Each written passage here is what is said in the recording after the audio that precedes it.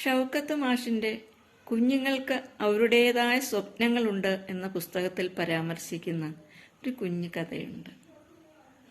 അതിൽ വാത്സല്യനിധിയായ അച്ഛൻ തൻ്റെ മകനോട് ചോദിക്കുന്നു, മകനെ, നീ അച്ഛനിൽ നിന്ന് ഏറ്റവും കൂടുതൽ പ്രതീക്ഷിക്കുന്നത് എന്താണ് എന്ന്. അതിന് കുട്ടി നൽകുന്ന മറുപടി, എനിക്ക് മറ്റൊന്നും വേണ്ട, അച്ഛൻ്റെ സമയത്തിലൊരല്പം എനിക്കായി നൽകിയാൽ മതി എന്നാണ്.